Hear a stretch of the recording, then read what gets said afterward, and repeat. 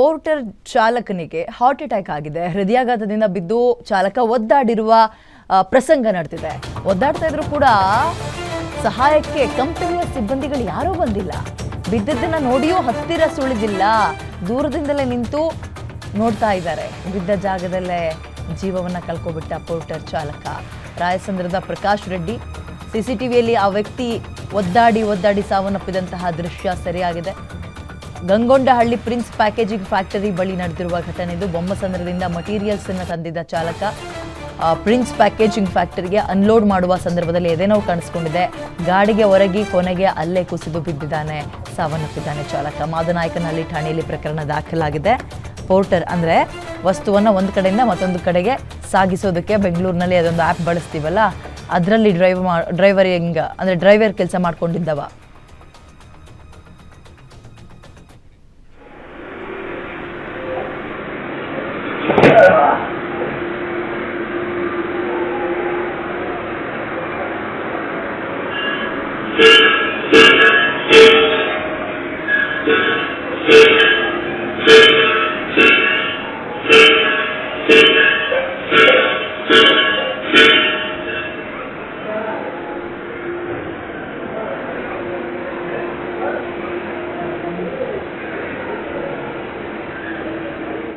ಬೇಜಾರಾಯಿತು. ಅಂದರೆ ಅದು ಯಾರಾದರೂ ಬಂದು ಸಹಾಯಕ್ಕೆ ಬಂದಿದ್ರೆ ಉಳಿತಾ ಇದ್ರು ಅನ್ನೋದು ನಂಬಿಕೆ.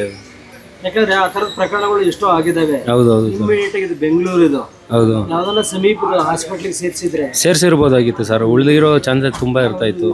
ಒದ್ದಾಡ್ತಾರೆ CCTV ನೋಡಿದ್ರೆ. ಹೌದು, ಹತ್ರಕ್ಕೂ ಬರಲ್ಲ, ಒಂದು ಮಾನವೀಯತೆಯನ್ನು ತೋರಿಸಲ್ಲ. ಏನ್ ಹೇಳ್ತೀರಾ ಸರ್? ಅದೇ ಅದೊಂದು ತುಂಬಾ ಬೇಜಾರಾಗುತ್ತೆ ಸರ್. ಈ ತರ ಬಿದ್ದು ನೋಡ್ದಂಗೆ ಹೋಗ್ತಾ ಇರೋದು ತುಂಬಾ ಬೇಜಾರಾಗುತ್ತೆ. ನೋಡ್ತಾನೆ, ಎಷ್ಟೊತ್ತಾದ್ರೂ ಅಲ್ಲಿ ನಿಂತಿರ್ತಾನೆ, ಏನು ಅಂತಾದ್ರೂ ನೋಡ್ಬೇಕಲ್ಲ. ಇನ್ನೊಬ್ರು ಬರ್ತಾರೆ, ಹೌದು, ಇಬ್ರು ಬಂದು ನೋಡ್ತಾರೆ. ಬಟ್ ಆದ್ರೂ ಅವ್ರೇನು ರೆಸ್ಪಾನ್ಸೇ ಮಾಡೋದಿಲ್ಲ ಅವರು. ಆ ಕಂಪನಿನವರು ಅಟ್ಲೀಸ್ಟ್ ಒಂದು ಮಾನವೀಯತೆಗಾದ್ರೂ ಹತ್ರಕ್ಕೆ ಹೋಗಿ ಏನಾಗಿದೆ ಅಂತ ನೋಡ್ಬೋದಾಗಿತ್ತು ಸರ್. ಆದ್ರೂ ಅವ್ರು ಏನು ತಲೆ ಕೆಡ್ಸ್ಕೊಂಡಿಲ್ಲ ಸರ್ ಅದ್ರ ಬಗ್ಗೆ. ಇದು ಭಾರಿ ನೋವು ಅನ್ಸಲ್ವಾ ಸರ್? ತುಂಬಾ ನೋವು ಅನ್ಸುತ್ತೆ ಸರ್. ಅಟ್ಲೀಸ್ಟ್ ಅವರು ಅಲ್ಲೇ ಪಕ್ಕದಲ್ಲಿ ಯಾರಾದ್ರೂ ಒಬ್ಬರು ನೋಡಿದವರು ಆಸ್ಪತ್ರೆಗೆ ಸಡನ್ ಆಗಿ ಅವ್ರು ಕರ್ಕೊಂಬಂದ್ರೆ ಬದುಕ್ತಾ ಇದ್ರು ಸರ್ ಅವರು.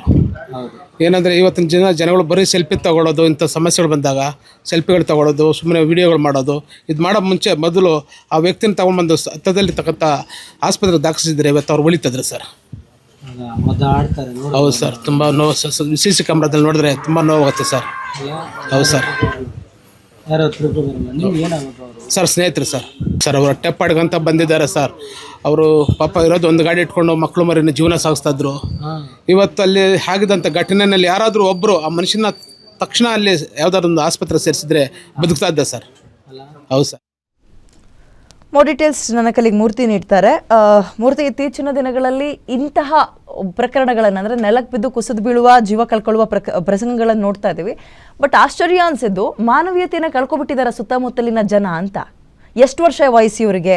ಡೀಟೇಲ್ಸ್ ಏನಿದೆ? ವಿದ್ಯಾ, ನಿನ್ನೆ ಸಂಜೆ 5:05 ಸುಮಾರಿಗೆ ನೆಲಮಂಗಲದಲ್ಲಿ ಪೋರ್ಟರ್ ಚಾಲಕನಿಗೆ ಇದ್ದಕ್ಕಿದ್ದಂತೆ ಹೃದಯಾಘಾತ ಆಗಿರುವಂತದ್ದು. ಇದರಿಂದಾಗಿ ಬೆಂಗಳೂರಿನ ರಾಯಸಂದ್ರದ 52 ವರ್ಷದ ಪ್ರಕಾಶ್ ರೆಡ್ಡಿ ಸ್ಥಳದಲ್ಲೇ ಸಾವನ್ನಪ್ಪಿರುವಂತ ಒಂದು ಘಟನೆ ನಡೆದಿರುವಂತದ್ದು.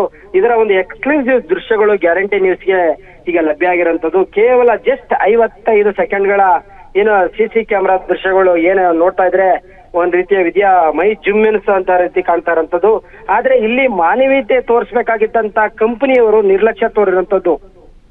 ಈ CCTV ದೃಶ್ಯಗಳಲ್ಲಿ ನಾವು ನೋಡ್ಬೋದು, ಅದರಲ್ಲಿ ಎಷ್ಟು ನಿರ್ಲಕ್ಷ್ಯ ಎದ್ದು ಕಾಣ್ತಾ ಇದೆ ಅಂತ. ತಮ್ಮ ಈಚರು ವಾಹನದಲ್ಲಿ ಚಾಲಕ ಪ್ರಕಾಶ್ ರೆಡ್ಡಿ ಗಾಡಿಯನ್ನ ನಿಲ್ಲಿಸಿರ್ತಾರೆ. ಇವರು ಅದಾದ್ಮೇಲೆ ಮೆಟೀರಿಯಲ್ಸ್ ಅದ್ರ ಪಾಡ್ಗದು ಅನ್ಲೋಡ್ ಆಗ್ತಾ ಇದ್ದಾವೆ. ಆ ಟೈಮಲ್ಲಿ ಈ ಪೋರ್ಟರ್ ಚಾಲಕ ಪ್ರಕಾಶ್ ರೆಡ್ಡಿ ಇದ್ದಾನೆ, ತಮ್ಮ ವಾಹನದ ಮುಂಭಾಗ ಬರ್ತಾರೆ. ಇದ್ದಕ್ಕಿದ್ದಂತೆ ಎದೆ ಹಿಡಿದು ಕುಸ್ತು ಬೀಳುವಂತದ್ದು ಒಂದು ದೃಶ್ಯಗಳನ್ನ ನಾವು ನೋಡ್ಬೋದು.